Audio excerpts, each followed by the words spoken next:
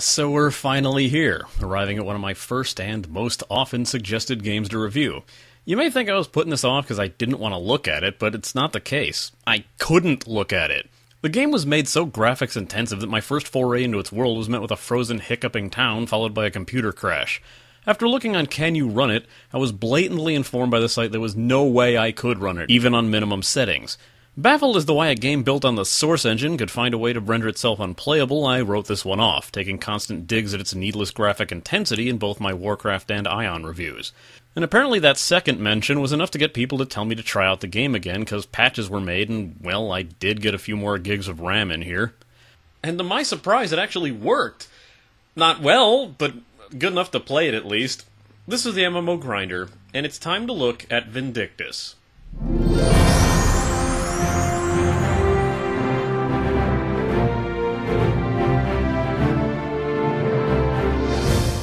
Developed by DevCat and published by Nexon, Vindictus is tough to describe. It plays like a hack and slash or a brawler, but it controls in third person, using the mouse to steer your character and attack like you would in an FPS. Think Terra meets Rusty Hearts, except not really. The story of Vindictus involves a country that's under siege by an enemy known as the Fomors, who've been influencing the creatures of the land to rise up and attack.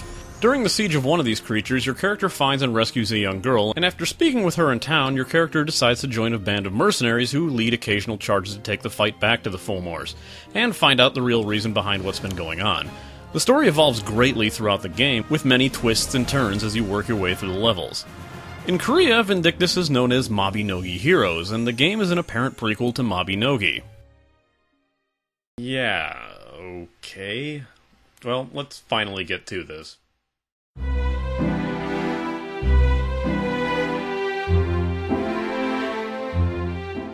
As if I didn't make enough mention of it, the graphics in this game are intense. Yes, it may run on the same engine that gave us Half-Life 2, Left 4 Dead, and Portal, but if you think that means the game should be easy to run, you've got another thing coming. Taking advantage of the engine, there's a lot of physics effects in the game, and noticeably in the environments and the characters, giving animation to characters' hair and clothing, as well as their facial expressions, and of course, the chests of the female characters. My computer hates this game, however, so don't expect to be wowed by any of the footage I'm about to show you. The tutorial opening cutscene runs like absolute garbage, and as soon as I enter a town, the game becomes a single-digit frame rate nightmare. But the dungeons run a lot smoother. Usually. There's a simple workaround to that, in which you can choose to display everyone in flat brown robes, so you won't have to display everyone in their fancy armor. It helps. A little. Overall, this game is quite the visual experience, taking on flashy, amazing effects and animations, and rendered in a very realistic style, despite the obvious anime influence. If you can get them to run, there's little to complain about in these graphics, especially for a free-to-play game.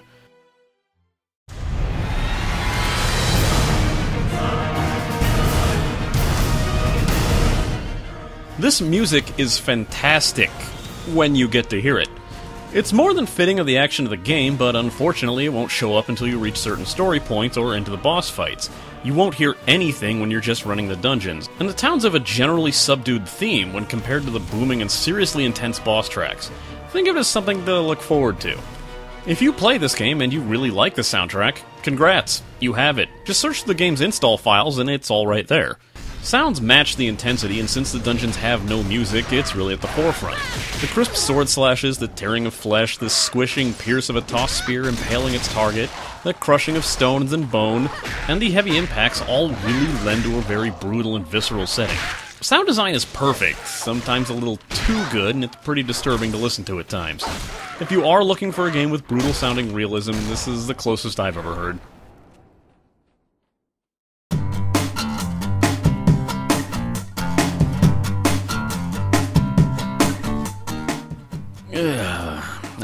Yes, so I've not missed you, Nexon Launcher. It's been a while, specifically 20 episodes since I looked at a Nexon game, so let me bring any new viewers who haven't scoured through my backlog up to speed. In order to launch a Nexon game, you need to go to their website and launch it from there. Even clicking on your desktop icon will do nothing more than take you to their website. The login is also painfully wonky, telling you that you need to verify your information. Just log in and ignore the rest. Then simply choose between their East and West server. This game's also region-locked, so overseas players will have to play their versions instead of playing alongside overseas friends. Vindictus was recently made available on Steam, so there's that option, but I wasn't able to get it to work properly through there. Before starting the game, you can create a passkey called the Crimson Blade Security Pass, a simple passcode that you'll have to enter on a randomly generated interface number pad. After that, you can create/select from 4 characters. Like Rusty Hearts, all classes are actually characters despite not having a story that involves them as personally, and they all fall into a certain playstyle. Going from left to right, first up is Evie, the mage girl. She attacks with short-range magic burst with her staff, and can perform seriously high-powered but slow-to-cast magic attacks by holding down the right mouse button and pressing a corresponding spell button. She can also play support by healing her allies with both a direct healing spell or converting objects into healing crystals. Later on, she can choose to trade the staff for a scythe and give her an up-close and personal approach. Next up is Lon, a melee combo fighter who fights with 2 swords, and fights like he's a goddamn blender. Since his entire playstyle is based around attacks and speed, he doesn't have much defense besides his fast dodging abilities. Later on, he can trade his swords for spears and ditching even more of his defensive capabilities for a stronger attack.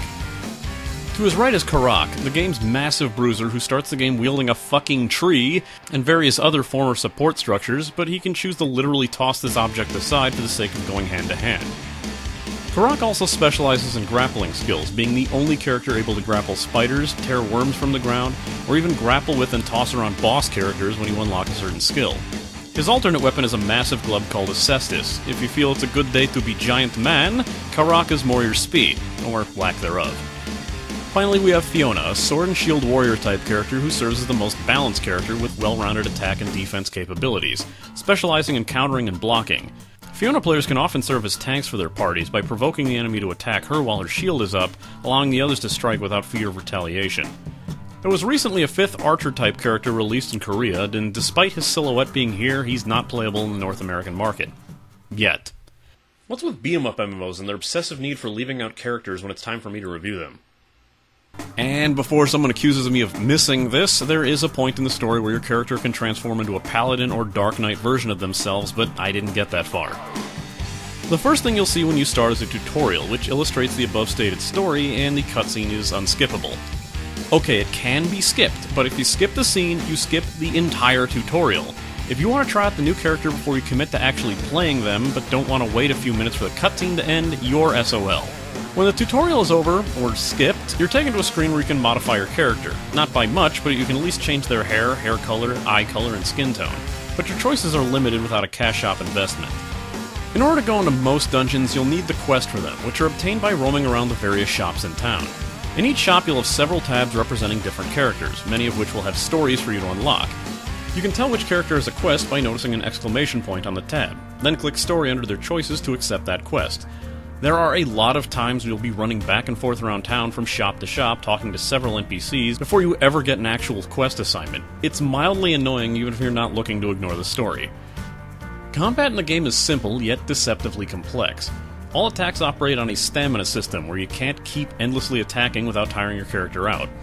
The basic form comes in the light and heavy attacks known as smash attacks. These are usually used as a combo finisher, but triggering a smash at the right time uses your skills that you'll unlock later. For example, playing Lon, pressing smash after a normal attack performs an uppercut slash, but pressing smash after a few normal attacks has him slash in a wide arc outward, usually knocking back anything in the blade's path. Press E to use your grapple attacks. Once you've grabbed onto an enemy, you can do light attacks with left click, smash them to ground or wall with right click, or throw them with E.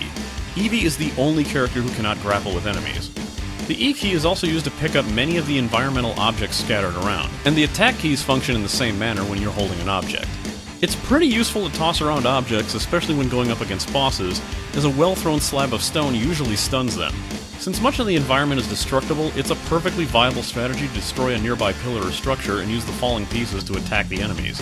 You can press R to kick a downed enemy, but half the time your attacks can do the job just as well. Space usually performs a defensive maneuver like a dodge, but it differs for each character. You can also double tap forward to sprint, but you'll slowly drain your stamina while sprinting. Press F to use your secondary weapon, which are usually targeted and thrown weapons like spears and bombs. This is actually one of my favorite combat features as it imparts strategy at times. Best example, you might be on the other side of a loose bridge where two enemies are standing near the supports. If you attempt to cross it, they'll destroy the supports and send you tumbling into the pit. But you can impale them from a distance with your spears in order to get across the bridge safely. Unless one of your idiot party members destroys the supports on their own. The skills you earn in the game are built entirely on this combo system. There is no hotkey skills in this game, so you don't have to remember what number key does what, save for the items you might have slotted there. A cool and easily missed feature is that the enemies are capable of friendly fire, making it perfectly viable to hide behind one enemy in order to cause the other enemy to pelt it with arrows in an attempt to reach you. Unfortunately, you can do the same to your party members with your secondary weapons. Luckily, your melee attacks won't affect other party members. The game has quite a loot system, with tons of items being granted to you, although the majority of these items are for crafting purposes. When playing the game, you'll occasionally see a downed enemy with finish above them. Hit them with a smash attack, a kick, or simply press right-click above them to get them to drop what's called an evil core, a black mass of swirling energy, and when you retrieve the item from them, it sounds rather intense, like you're tearing out the enemy's heart. So basically, when you put it all together, it's this! Finish him!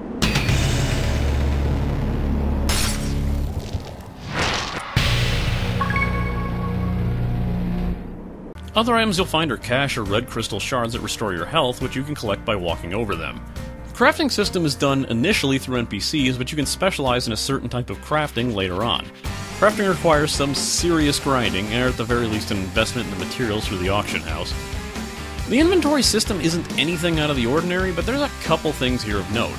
First off, you can equip any type of armor, but certain pieces are more fitting of certain characters, and the character's personal weight limit restricts the kind of armor they can equip. For example, a weaker character like Eevee can't equip too many of the heavier armor pieces. You can augment your character with the ability to wear this armor, but I'll get more into that when I cover skills. Another feature is that the items you have equipped still remain in your inventory, but thankfully there's a marker showing what's been equipped over the pieces you have slotted. An E means it's equipped, and a Q, which might appear over a potion or some feathers, denotes that you have them in your quick slots. Equipped secondary weapons are also noted with a Q. To access a dungeon, provided you have the quest, head to the dock and find the mission board. There you can select a dungeon, join an existing party, or create your own. Dungeon runs all work in the same way, with quirks here and there. For the most part, it's run into a room, kill everything there, and move on. While the dungeons aren't so obviously laid out as they would be in Rusty Hearts, and it's very easy to accidentally get turned around, the game does well to alleviate that by showing your footsteps on the minimap, so you know where you've been and don't accidentally end up running back to the beginning of the stage. There are environmental traps and puzzles on occasion, like the aforementioned bridge issue or massive spiked rollers that must be avoided. These are nothing to sneeze at either. During a dungeon run I was on, a level 45 party member managed to off himself in a level 5 dungeon because he accidentally smashed the supports around him and caused the ceiling to crash down on top of him. Once you reach a boss, a health meter for him will appear when you fight him, and when defeated you get a nice dramatic slow-mo of your final attack. It usually ends up looking more goofy than impressive. Much unlike other beat-em-up MMOs, when you kill the boss, any lackeys that are still around will not automatically die, so you'll have to finish them off as well. Afterwards, you're forced to wait around a short while before Battle Cleared appears, and your points are tallied. One important feature here is battle points, or BP, which act as both an achievement counter as well as a measure for how well you did overall. A lot of quests require you to reach a certain BP level before you can unlock the next one, so be wary of that. This isn't the kind of game that makes you run through the same stage on 3 different difficulties before moving on to the next, but there's still a good chance that you'll have to repeatedly visit places. BP are earned by taking Oaths of Honor before starting a dungeon run, or completing the mini-quests on the sidebar that might ask you to loot a certain item or deliver the last blow to a boss using a special weapon or attack. One final dungeon feature is the battle damage you'll take. When suffering a lot of hits, your armor might get destroyed, revealing what they're wearing underneath. And yes, perverts, this means the female characters can have their shirts and pants torn off. When an armor piece is destroyed, it becomes useless unless it's repaired, which you can perform yourself with a quick slot item. Afterwards, you can go to the forge in town to restore the item's durability so it won't be so easily damaged the next time you run the dungeons. If you're killed, you have a couple ways to come back. First is the Phoenix Feather, which another party member will have to use on you. There are also Party Feathers, which will raise every other character that is down at once. The second is the Goddess Grace, which is a self-res. You have an unlimited amount of Goddess Graces when you're under level 15, but as soon as you go above that, you have to literally pay for them, as they cost 300 Nexon cash per res. Harsh. Completing dungeons will earn you AP, which you can use to boost skills at the skill trainer. Located at the Mercenaries Outpost in town, here you can drop points into skills to boost their effectiveness, but keep in mind that some skills must be purchased, and others cannot be unlocked until you complete a quest for them. The armor skills I mentioned earlier allow you to remove some of the pounds from an armor piece, so you'll be able to equip a lot more of them. Another way to augment your character is by earning titles. Unlike a lot of games with stat boosting titles, any stat boost you earn in Vindictus apply cumulatively, and you don't need to equip the title in order to gain the boost it provides. Choosing a title is purely cosmetic. Unfortunately, they had to stupidify a lot of the titles with terrible names like I Can Kick Your Karok's Ass, and the title for completing a certain fishing quest is called Master Baiter. Keep it classy, Nexon. With titles like that, and the fact that you can proudly earn nutshots and combat arms by shooting your opponent in the crotch, you can see that Nexon is a company that really prides itself on its maturity. Speaking of that fishing quest, fishing is done in this game via harpoon. You can wait around for a boat for a school of fish to show up, look into the water for the shadow, fire away, and hope for the best. I'd have liked to have more fun with this, but when I said wait around for a while, that wasn't metaphorical. Minutes will tick away before you see another school of fish pass by, and I ended up so bored I spent most of my time tossing random objects overboard. One final thing about this gameplay, it's a bit grindy. You'll notice I only have footage of 3 different dungeons, as despite the quest changing up the layout slightly, you'll be seeing a lot of the same area. Not only does the setting remain the same, but the enemies will as well. Levels 1 through 10 take you through some ancient ruins infested with gnolls, but by level 11, when you finally get into a new area, you start to hit a brick wall in your character progression, and quests become more annoying, often asking you for objects that rarely drop, or a certain BP level that requires at least 2 or 3 playthroughs to achieve. You'll be spending a long time in the second area, an ice cave infested with kobolds. I had to grind way more than I wanted to just to access the third area, a burning fiery village infested with goblins. It works as a casual game, but just don't expect to sail through it.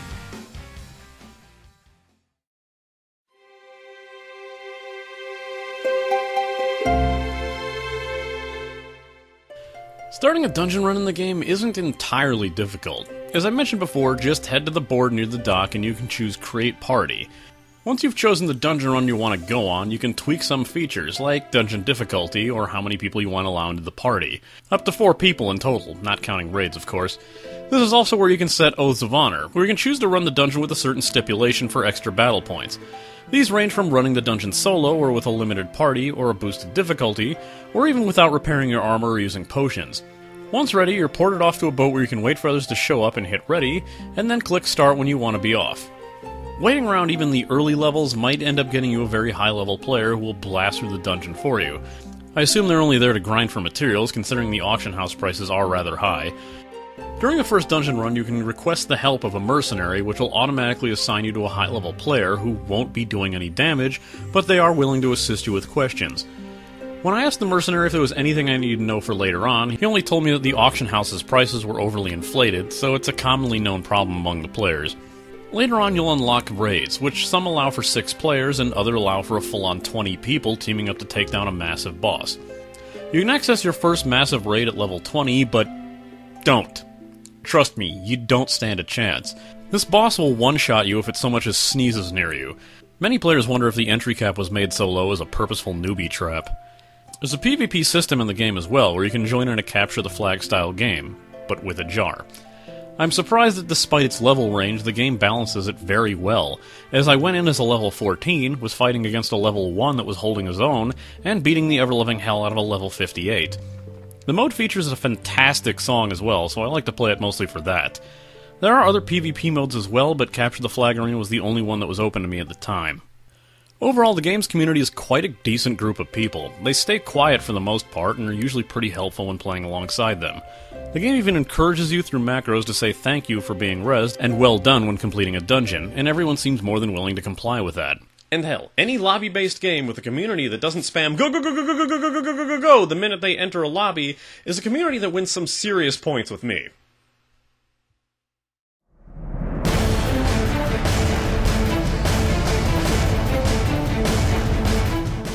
Starting out, you'll notice that while you have a few options for customizing your character, there's not a lot available to you. For the most part, if you want the extra hair colors, hairstyles, and sets of underwear, okay, you'll have to pay for them. You can get a taste of some of the extra style options with an early quest that grants you a free week-long hairstyle coupon. Otherwise, expect the basics: XP boosters, inventory expansions, and the unfortunate existence of grab bags that have a chance to grant you a good quality armor piece, or otherwise you'll just get an item. I am not a fan of that. Speaking of not being a fan of things, once again this is a shop full of rentals, but at the very least there are a few permanent options, but as expected they mostly come in the form of avatar items or the inventory expansions. There's also booster crystals you can purchase to boost your dungeon gains. Oddly, I received a lot of these in the mail, each with a long, overly apologetic letter when the game has an extended downtime. It's almost like Nexon's afraid of their fanbase or something.